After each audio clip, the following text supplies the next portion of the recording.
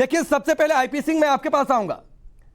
मानस क्या बहाना है? असल मकसद हिंदू वोट बैंक में सेंध लगानी है, जो आप लोगों से दूर होता जा रहा है।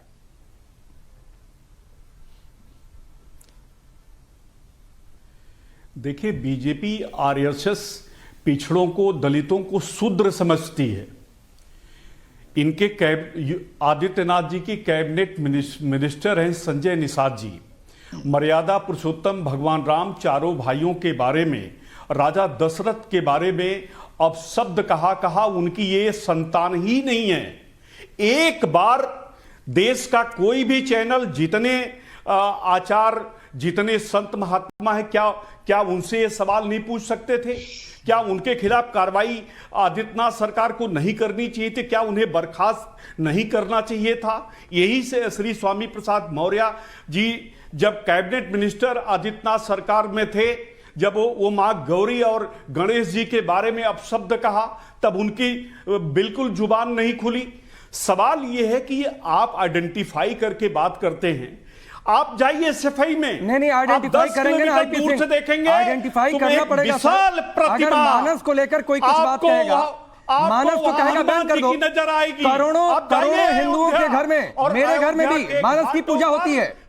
राम करोड़ों हिंदुस्तानियों के श्रद्धा का केंद्र है।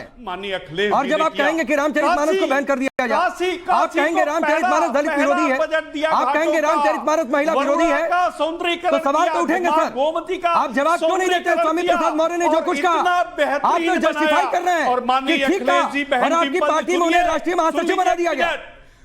सन 2000 से वो नवरात्रि का व्रत रहते हैं। आप सवाल हमारे हिंदुत्व पर पूछेंगे? बीजेपी और आरएसएस पिछड़ों को शूद्र समझती है, इसलिए इस तरह की चर्चा नहीं आईपी जी, जो अनर्गल चर्चा कराई जा रही है। सुब्रत पाठक आपकी बात का जवाब देंगे।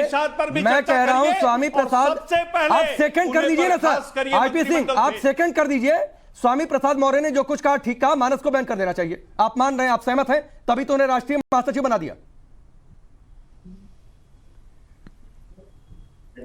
इसका मतलब कि आप मुझे ठीक से जानते नहीं, शायद मेरे ट्विटर अकाउंट को आप देखे होते कि प्रतिवर्ष मैं तो उसी मर्यादा पुरुषोत्तम भगवान राम की भूमि से ही आता हूं।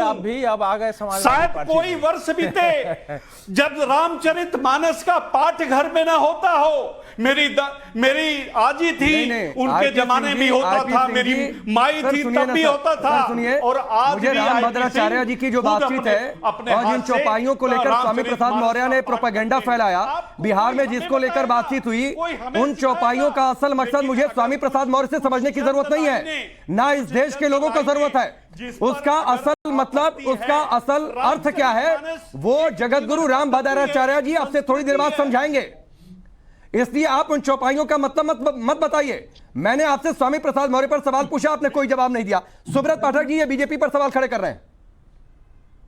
नहीं, देखो, ये इन लोगों की आदत है, और इस प्रकार से एक चीज तो सिद्ध हो गई है कि एक रणनीति के तहत जिस प्रकार से ये एक विवाद खड़ा किया जा रहा है कि इस देश में हिंदुओं का विभाजन करो, और हिंदुओं का विभाजन कराने का लाभ किसको होगा? तो सीधा है कि इस्लामिक कट्टरपंथियों से इनका समझौता हुआ है कि 2024 में समाजवादी पार्टी को वोट करेंगे, साथ में फंडिंग भी करेंगे। ठीक है, तो इसको नाते कट्टरपंथियों के एजेंट के रूप में समाजवादी पार्टी काम कर रही है। उसके अखिलेश यादव जी ये मुस्लिम कट्टरपंथियों के, इस्लामिक कट्टरपंथियों के एजेंट हैं, और यही कारण है कि मजबूरी में इस बात को सौदा करके कि तुमको राष्ट्रीय महासचिव बना देंगे, एमएलसी बना देंगे, और बनाया गया है। तो बेचारे वो मजबूरी में इस तरीके का बयान दे रहे हैं। स्वामी प्रसाद के तो जब मैंने तो देखा है, जब भारतीय जनता पार्टी में थे तो रोज भी रामचरितमानस का पाठ करते थे, रोज राम राम राम राम जाप करते थे, बल्कि रामचरितमानस लोगों को गिफ्ट भी करते थे।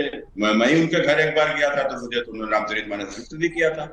तो ये अखिलेश जी के दबाव में, इस्लामिक कट्टरपंथियों के दबाव में ये हो रहा है, क्योंकि हिंदुओं में जाति का विभाजन हो, कि बगैर हिंदुओं को विभाजित किए हुए इस देश में मोदी को नहीं रोका जा सकता।